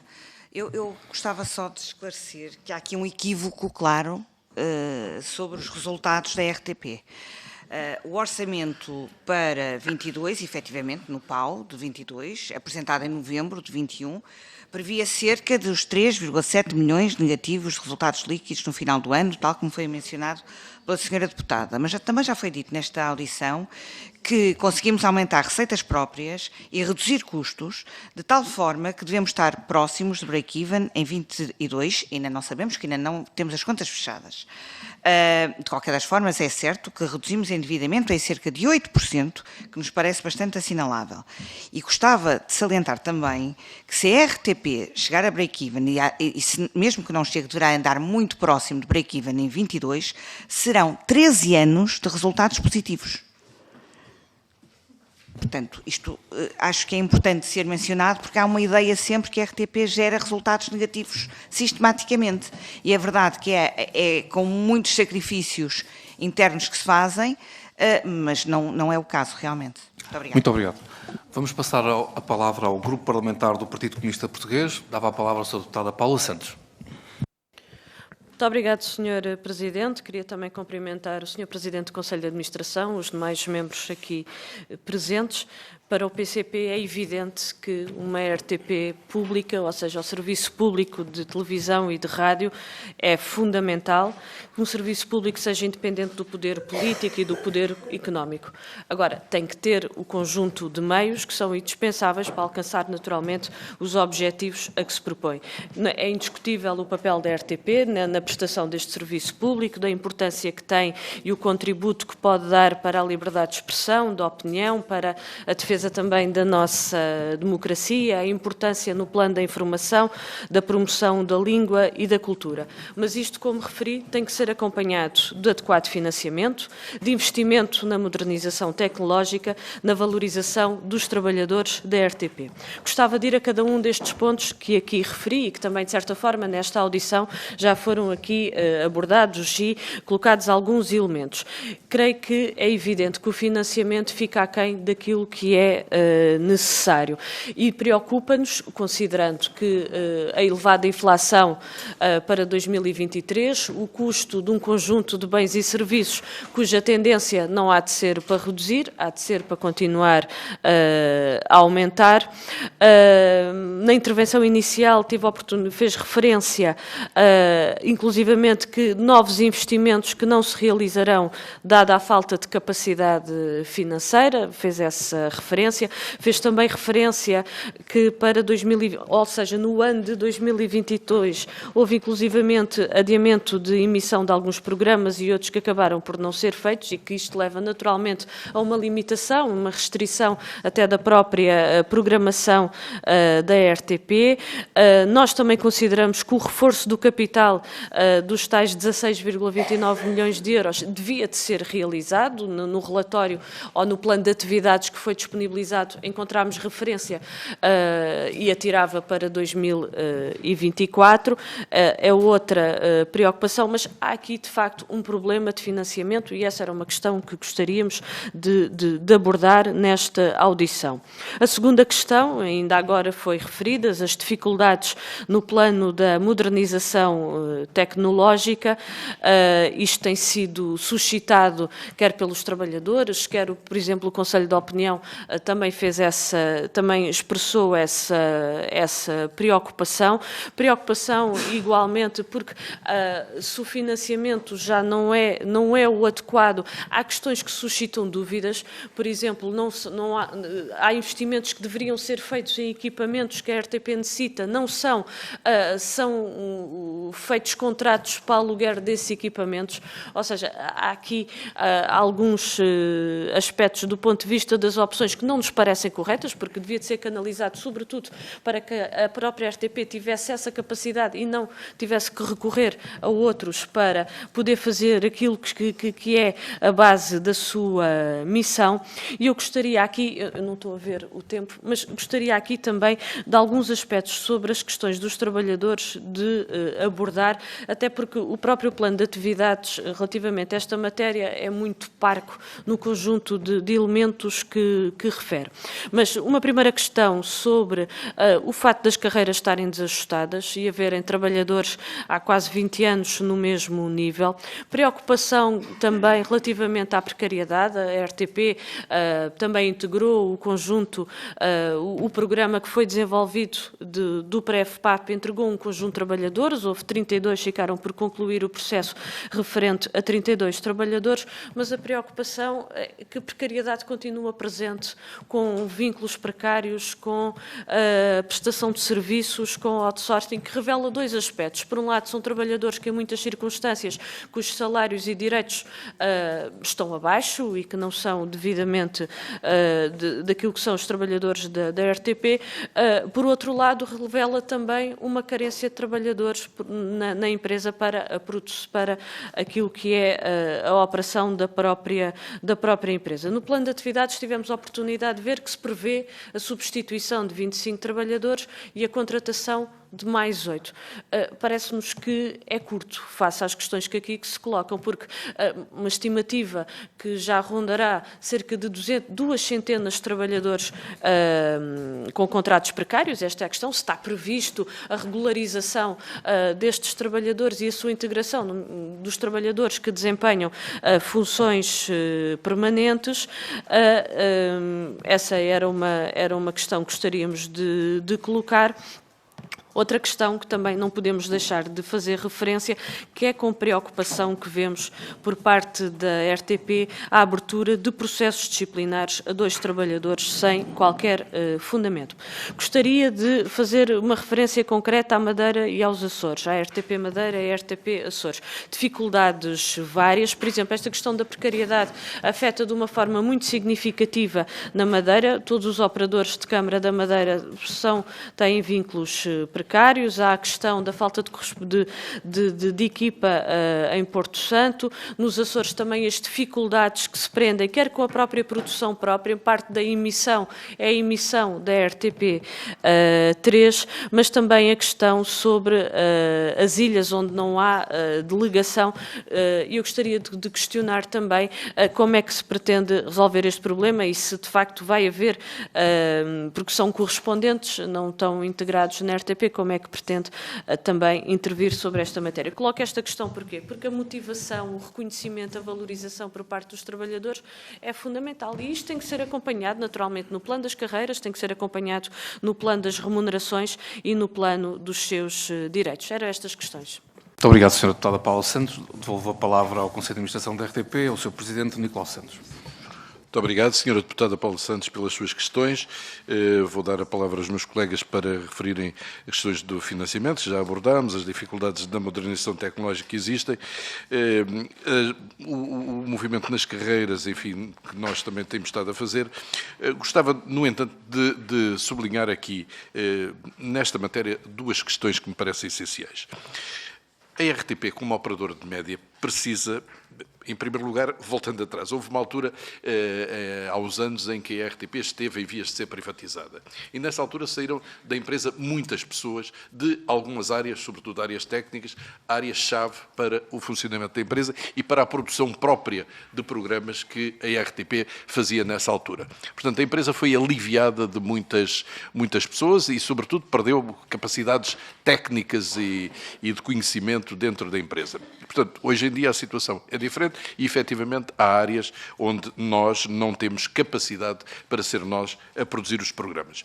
E aqui entra a questão que nós já referimos junto do Ministério das Finanças e do Ministério da Cultura, que é o seguinte: a RTP, para produzir um determinado programa, precisa, por vezes, de uma pessoa com um perfil específico. Essa é uma necessidade permanente durante o tempo em que o programa está no ar. Quando o programa acaba, essa necessidade deixa de ser permanente. Mas, se esse trabalhador colocar uma ação em tribunal contra a RTP, o tribunal dá-lhe razão. E nós passamos a ter de incorporar um trabalhador que nos foi essencial para fazer esse programa, mas que não é o perfil da pessoa essencial que nós precisamos para continuar na empresa, para fazer outro tipo de coisas. E uma das preocupações que nós temos neste momento é que o perfil dos trabalhadores da RTP precisa de começar a ser adequado às novas situações. Nós precisamos de pessoas que saibam gerir as redes comerciais, precisamos de web designers, precisamos de pessoas para o marketing digital, etc. E essas pessoas não existem na RTP. Nós temos de as ir contratar ao mercado. E para as ir contratar ao mercado, em algumas destas áreas, os salários são mais elevados, claramente, do que aqueles que paga a RTP. Temos dificuldades em contratá-lo. E para as contratar, precisamos sempre ter autorização do Ministério das Finanças no final do dia para poder fazer estas contratações, mesmo que nós façamos um pedido de exceção para suprir essas áreas. E, portanto, temos aqui um problema, efetivamente, em que, muitas vezes, para fazer um determinado programa, precisamos de pessoas, mas não são essas pessoas que nos interessam para estar muito tempo na RTP e, portanto, isto levanta-nos um problema em matéria de funcionamento, porque depois muitas vezes acabamos por ter de integrar esse trabalhador na empresa. Eu vou dar a palavra agora aos meus colegas para falarem das outras áreas, financiamento, não sei se é o Luís ou se da RTP Madeira, enfim. Então tem a palavra a doutora Luísa Coelho Ribeiro. Muito obrigada. Eu gostava só aqui de focar um ou dois pontos que tomei nota aqui das observações e das questões da senhora deputada. É verdade que nós temos dificuldades financeiras que se refletem no plano de modernização tecnológica. Estamos a tentar fazê-lo de forma, enfim, regular, mas comedidamente. Temos duas candidaturas importantes ao PRR que ainda não tiveram resposta e que poderão ajudar em termos de poupança energética, que vai ser significativa para custos e também para a eficiência da empresa. Candidaturas substantivas, para as quais aguardamos resposta a todo momento, uma para a sede e outra para o CPN no Porto. Relativamente às necessidades permanentes de equipamentos versus alugueres, como isso tem mais a ver com a produção, se calhar deixo aqui para o engenheiro Hugo Figueiredo, na parte das carreiras desajustadas, nós temos a noção que temos que incentivar os nossos recursos humanos, os nossos trabalhadores. E dentro dos meios que temos, temos feito um esforço grande, quantificando o ano passado, em 2022, entre reenquadramentos e reclassificações, atingimos 80 trabalhadores. Acontece é que esta situação é um acumular de anos e anos sem ajustamentos e, portanto, não é num ano ou em dois que conseguimos fazer uma alteração global. Este ano também estamos a alocar fundos para continuar com este processo. Obviamente que nós temos um bolo e tudo depende também da revisão salarial que venha a ser feita em 2022, que estamos agora a iniciar as negociações, 2023, peço desculpa, que estamos a iniciar agora as negociações com os sindicatos. Eu pedi só que concluísse. Só para concluir, muito obrigada. Nós, obviamente, gostaríamos de rejuvenescer os quadros. Para além dos números que a senhora deputada citou que venham no plano para 2023, substituição direta de 25 trabalhadores e mais 8 para funções novas que nunca existiram, como disse o Presidente, na empresa. Nós também, se reparar no PAU, falamos em pedidos extraordinários que fizemos para substituição de trabalhadores cedidos a organismos públicos, que são muitos também, cerca de 20, e para substituirmos trabalhadores em baixa prolongada, que também são cerca de 20. Muito obrigada. Muito obrigado. Dava a palavra agora ao Grupo Parlamentar do Bloco de Esquerda. Tem a palavra o Sr. Deputado José Soeiro. Muito obrigado, Sr. Presidente. Queria, em nome do Grupo Parlamentar do Bloco de Esquerda, cumprimentar o Conselho de Administração da RTP e vou diretamente ao assunto. Queria começar sobre os processos disciplinares na RTP. Porque quando se forjam fundamentos com intuitos persecutórios e quando se fazem notas de culpa para despedir trabalhadores baseados ou em desinformação ou em alegações completamente ridículas e irrelevantes, como o olhar fixo do trabalhador para um colega ou para um chefe, quando o Conselho de Administração, que aqui disse que não tem nada a ver com os processos, que são os advogados externos que estão a fazer, que está à espera dos resultados, mas o mesmo Conselho de Administração, e é público, disse que a trabalhadora que está em causa aqui, que está a ser despedida, que tem um processo de despedimento, teve um comportamento imbecil. Obviamente o Conselho de Administração está a tomar partido. Está a tomar partido naquilo que a nós nos parecem processos disciplinares que são em si próprios, os processos disciplinares são em si próprios atos culposos de assédio moral. Trabalhadores estão suspensos com este tipo de processos disciplinares, isto é um ato culposo por parte de quem dirigiu esses processos disciplinares com vista à intimidação de quem não pactuou com atribuições pouco transparentes de horários ou de quem enfrentou o Conselho de Administração para garantir a regularização da sua carreira, do seu percurso, como no caso do cadete, que conheço há vários anos, foi um caso que foi acompanhado pelo Prevpap nessa altura. E, portanto, isto, do nosso ponto de vista, estes processos disciplinares configuram gestos de assédio laboral. E que eles venham a não ter resultado nenhum é mais que provável, de acordo com o que nós conhecemos sobre os seus fundamentos. Portanto, não nos parece que eles vão a lado nenhum. Obviamente, não nos parece que os trabalhadores sequer venham a ser punidos por processos disciplinares com este tipo de fragilidade. Mas o problema já não é só esse, creio eu. O problema é que há que encontrar quem são os responsáveis pelos falsos testemunhos que fundamentam esses processos e há que punir os agentes destes processos de assédio moral. Porque aqui a questão, neste momento, creio eu, com que o Conselho de Administração se confronta é como é que vai punir quem é agente de assédio moral através de processos disciplinares com esta inconsistência. E creio que o combate a esta intimidação é muito importante. Um segundo tópico refere-se à precariedade, já foi aqui falada. A Comissão de Trabalhadores aponta para cerca de 200 trabalhadores que desempenham funções permanentes. Não estamos a falar do exemplo que foi aqui dado pelo Conselho de Administração. Estamos a falar de funções permanentes, do objeto social da empresa, funções core, se quiser. Quer por via de prestações de serviços, de falsos recibos verdes, quer por via de outsourcing. Nós estamos a discutir na lei laboral, vai ser votada esta semana em votação final, que os trabalhadores que estejam a desempenhar funções no objeto social da empresa, e é o caso dos trabalhadores em outsourcing, não estamos a falar dos trabalhadores que fazem a limpeza ou que fazem a vigilância, estamos a falar de trabalhadores que fazem as funções da RTP, que trabalham nas funções do objeto social da RTP. Nós estamos a discutir a igualização das condições destes trabalhadores em termos salariais, estarem abrangidos pelos acordos de empresa, ou seja, receberem o mesmo que os seus colegas. Na verdade, eles deviam estar vinculados à RTP. E parece-nos estranho que se persista nesta lógica de não abrangência e de desigualdade das condições de quem está a desempenhar funções que correspondem ao objeto social da RTP. É surpreendente também que haja decisões judiciais para integrar trabalhadores a recibo verde que depois não são integrados, como acontece nos Açores. E queremos que a nova lei laboral que está a ser discutida e que será provavelmente aprovada na sexta-feira, obrigará a mudanças por parte da RTP e por parte do Conselho de Administração. Gostava de saber se já refletiram sobre elas. Queria também perguntar, foi aqui falada a questão dos reenquadramentos, qual é a proposta que a Conselho de Administração fará sobre a atualização salarial que fará aos trabalhadores. E, finalmente, no debate sobre a alteração à legislação laboral, nós discutimos o direito dos representantes dos trabalhadores à informação.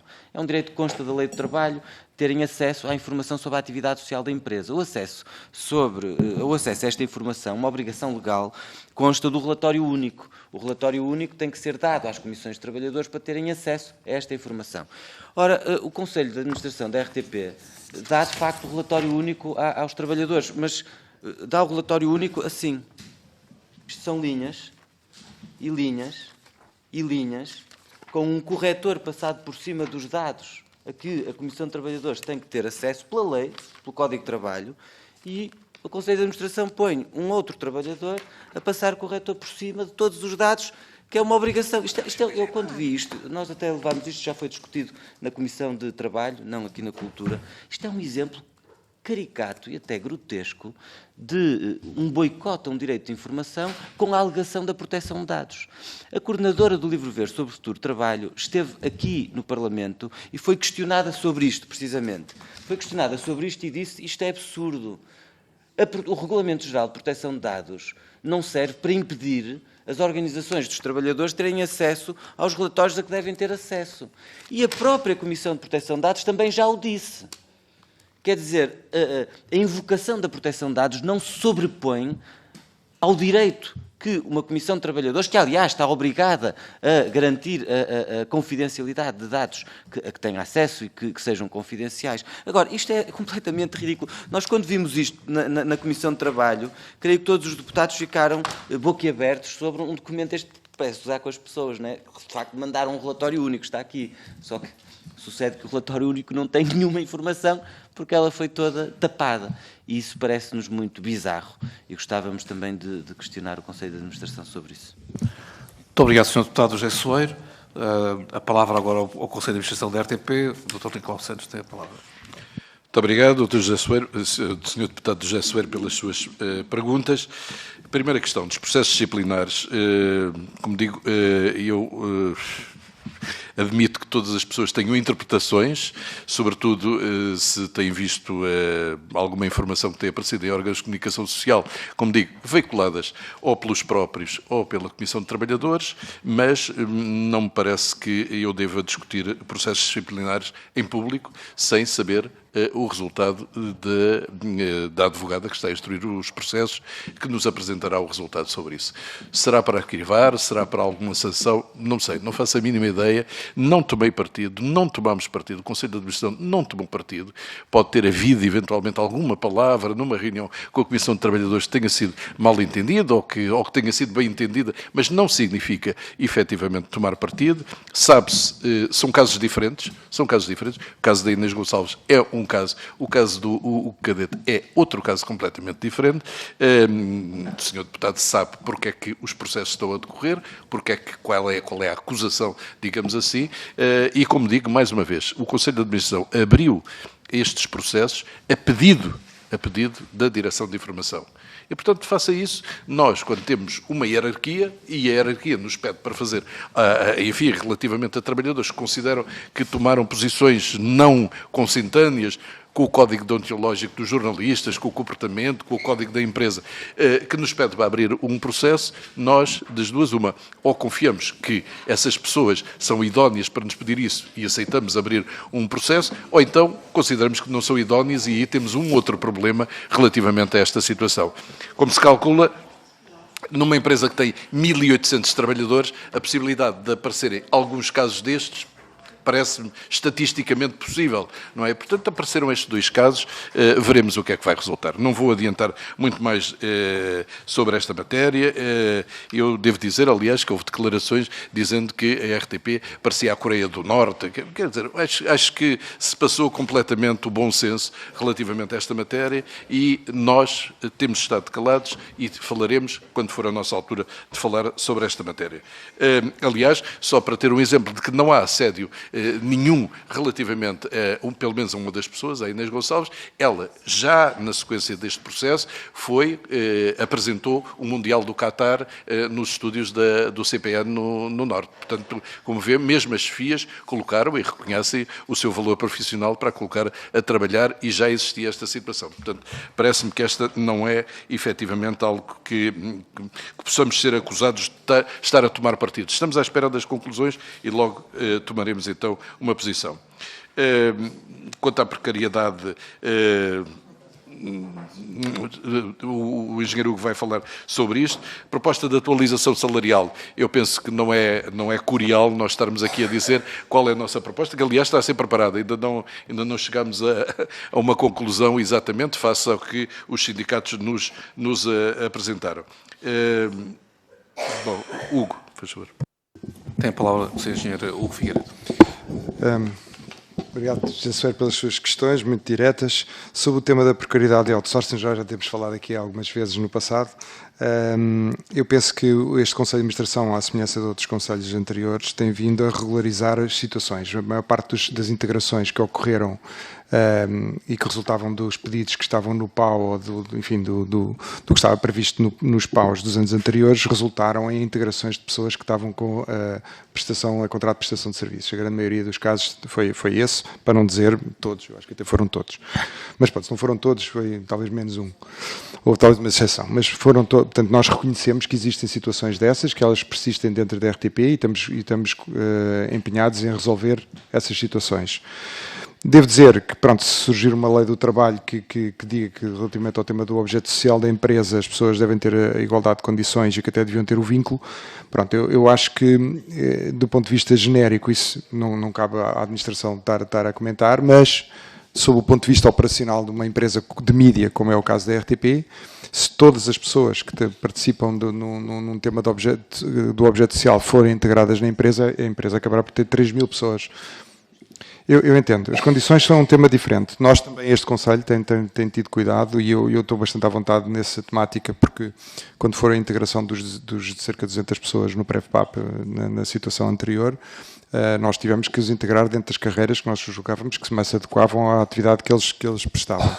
E fizemos todas as alterações. E houve vários casos, agora não consigo precisar quantos, mas houve vários casos em que as pessoas que foram integradas estavam com condições salariais anuais, porque depois é difícil estar a comparar os 14 meses, os 12, etc. Mas vamos olhar para o ano, que é o que eu acho que é mais comparável, que estavam com condições anuais superiores àquilo que depois na integração ditaria, coisa que não aconteceu, porque nós depois criámos subsídios para manter essas condições que as pessoas tinham contratadas anteriormente. Outras, sim, é verdade, estavam em condições inferiores. E nós temos tido cuidado, estamos a ter o cuidado de olhar para essas situações e tentar reduzir o gap e olhar para este tipo de condições anuais que possam ser mais iguais. Portanto, num tema que foi uma questão anterior, também só para terminar muito rapidamente, os reenquadramentos. Eu sei que de 50, 60, 70, 80 por ano entre classificações e reenquadramentos parece pouco, mas se olharmos depois no acumulado, desde 2015, que já foram mais de 600 pessoas reenquadradas ou reclassificadas. E, portanto, isso já representa 1/3 do total da RTP. Portanto, eu sei que é um processo. É um processo, temos de ter essa noção, mas eu acho que o Conselho tem tido esse cuidado e tem negociado com todas as partes, seja com os próprios, seja com os sindicatos, seja com as estruturas hierárquicas, para encontrar uma solução que seja a mais justa dentro dessas circunstâncias e depois, no ano seguinte, rever e continuar a fazer. E esse é o nosso compromisso para este mandato e vamos continuar a cumpri-lo.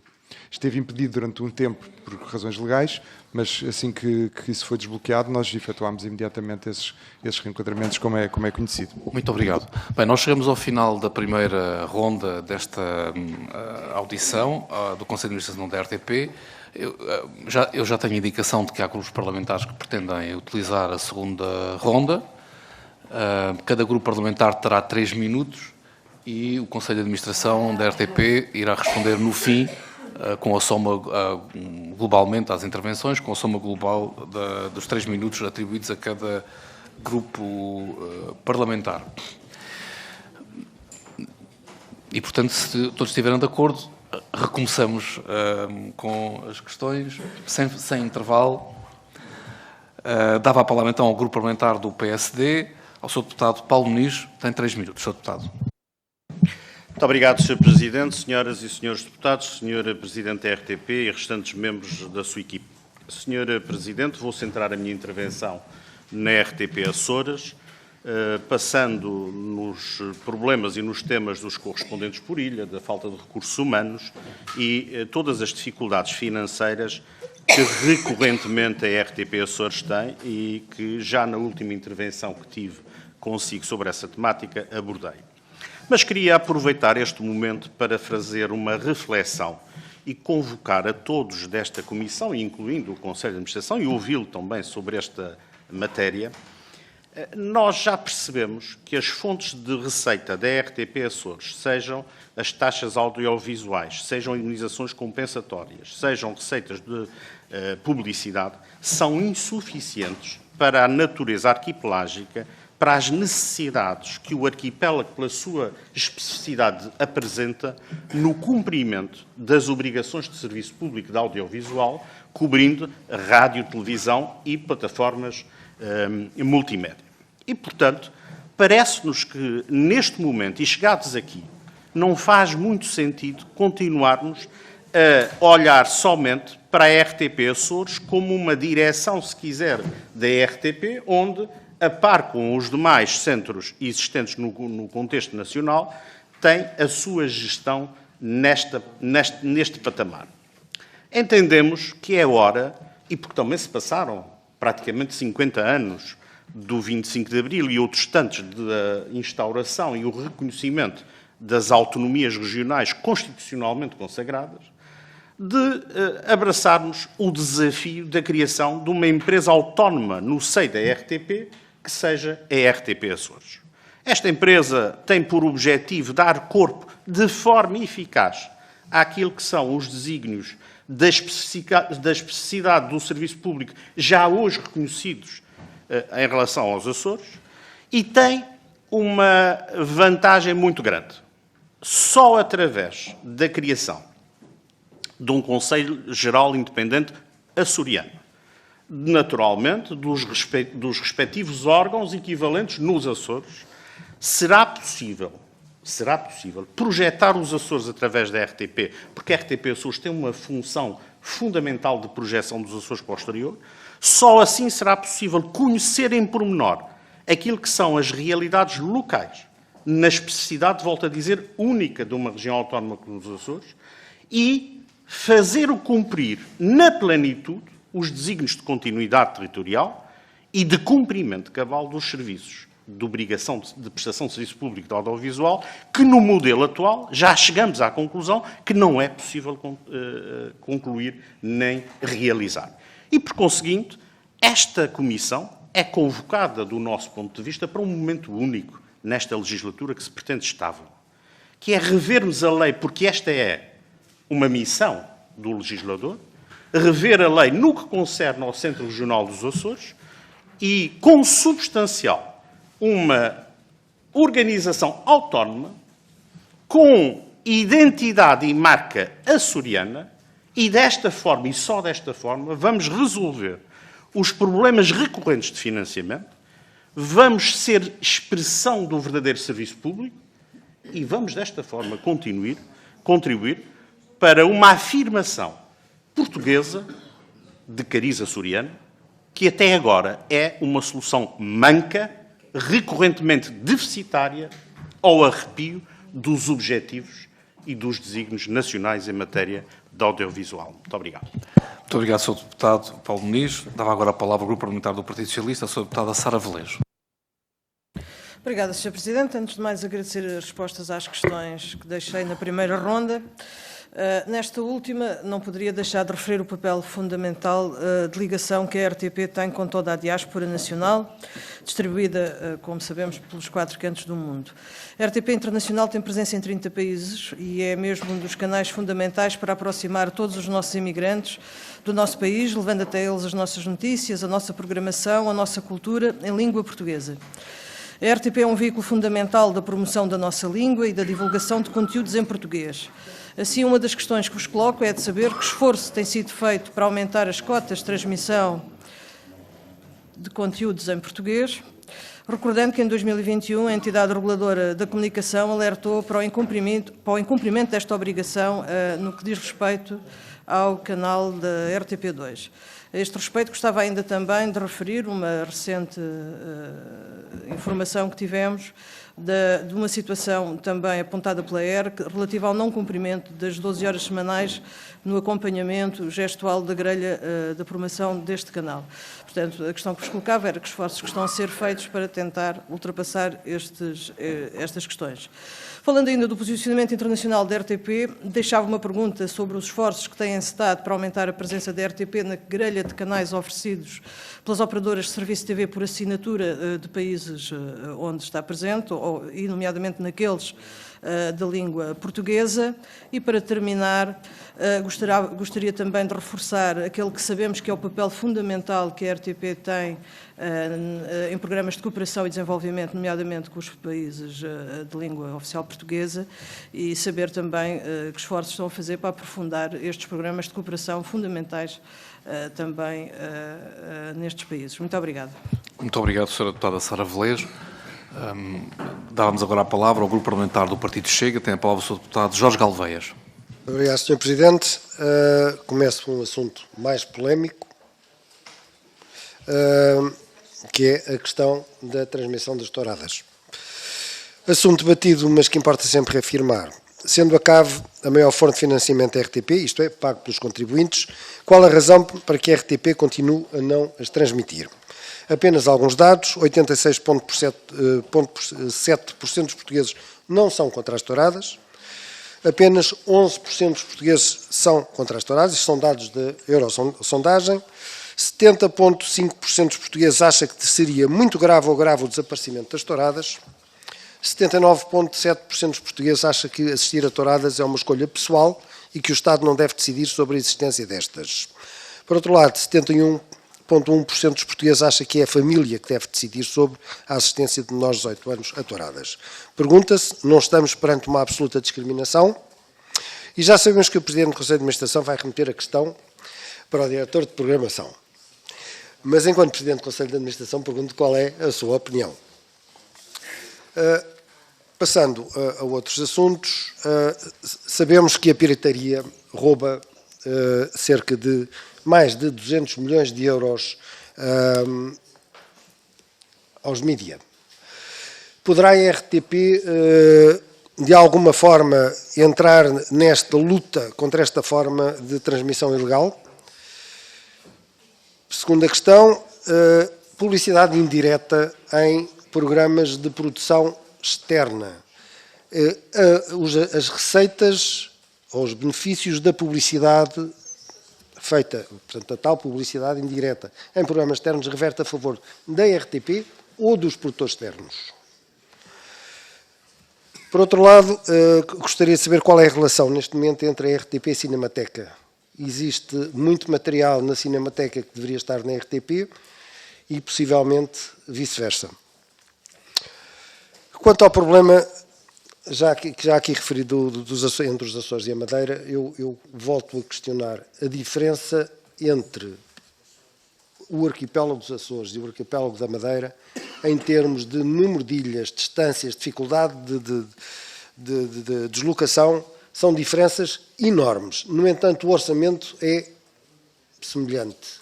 O que é que se pode fazer, o que é que pretendem fazer, por forma a que haja tudo isto nos pratos da balança não esteja a cair só para um lado. Por outro lado, apenas dizer que, logicamente, em produção, se a RTP fosse contratar um contrato a termo ou sem termo todos os técnicos que trabalham para a RTP, eu julgo que não haveria mais... A RTP, para além do tamanho brutal que teria, não teria qualquer hipótese de sobreviver. E porque me parece que há um desconhecimento grande sobre como funciona uma estação de televisão, eu deixaria aqui a proposta de uma visita à RTP da Comissão, para que as pessoas se apercebam realmente como funciona uma estação de televisão. Muito obrigado. Muito obrigado. Fica como requerimento verbal, proposta apresentada verbalmente e aceite, não é? Bem, nós não temos mais pedidos de utilização da palavra, portanto, 3 grupos parlamentares, são 9 minutos que eu atribuiria ao Sr. Presidente do Conselho de Administração, o Dr. Leão Santos, para responder às questões que aqui foram colocadas e para concluir, digamos assim, esta audição. Tem a palavra. Senhor, muito obrigado. Peço desculpa de tomar uma pastilha, porque senão estava aqui a tossir, não me parava. Eu começava por, enfim, esta proposta, digamos assim, do Sr. Deputado Jorge Galveidas é aceita por nós com muito gosto.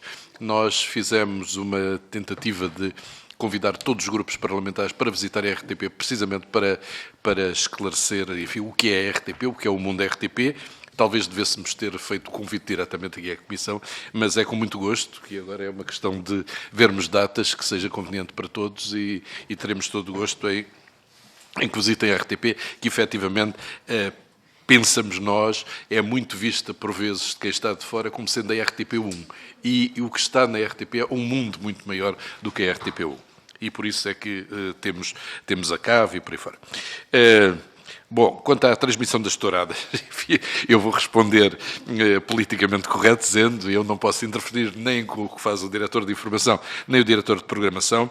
Só um pequeno histórico. Nos últimos anos, não foi sempre assim, mas nos últimos anos, tanto quanto eu sei, porque desde que eu cheguei, e não foi por minha influência, mais uma vez, não foi transmitida para a nenhuma tourada, era a Casa de Pessoal que organizava as touradas e, aliás, tinha uma fonte de financiamento por essa via.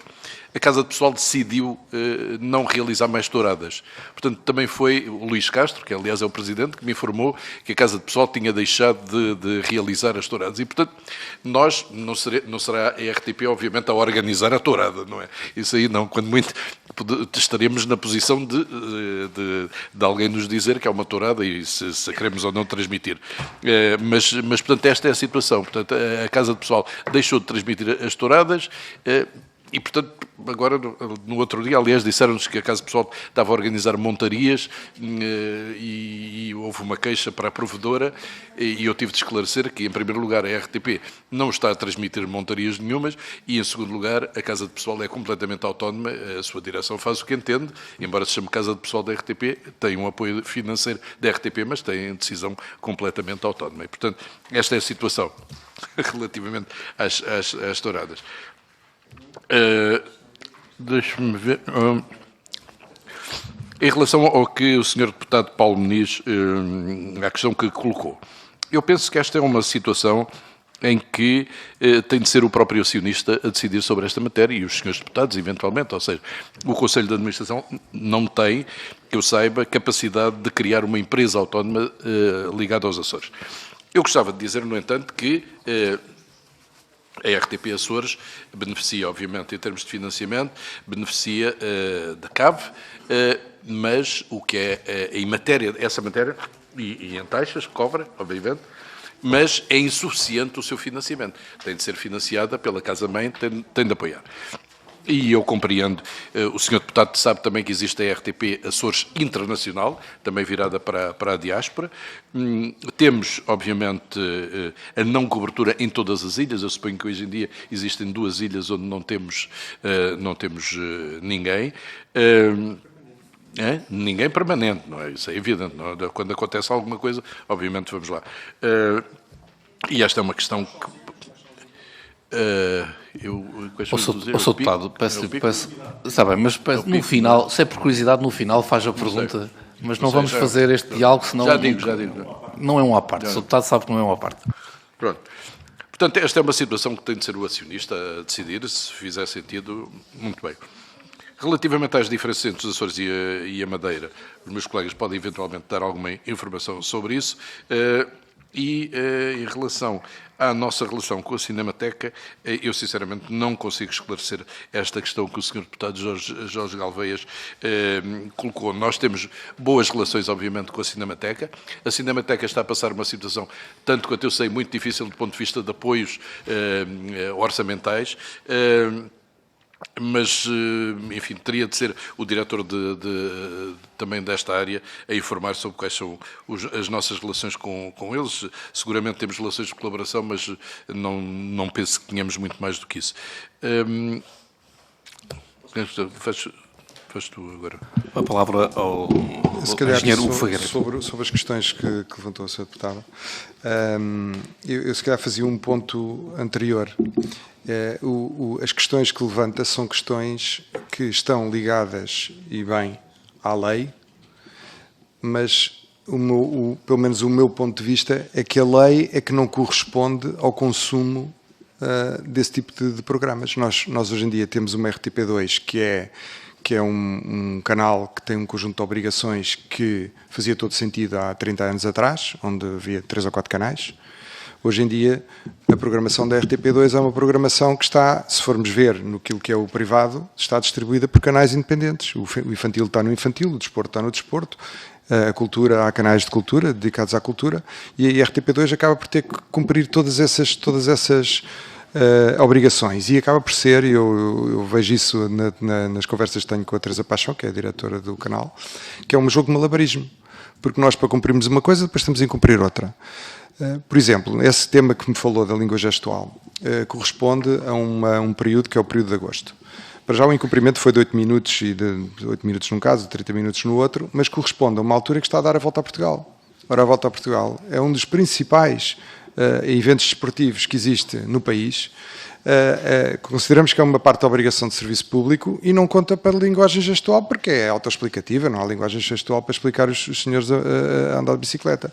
Portanto, não se pode estar para a linguagem gestual. Então, onde é que vamos colocar a linguagem gestual? Então vamos incumprir.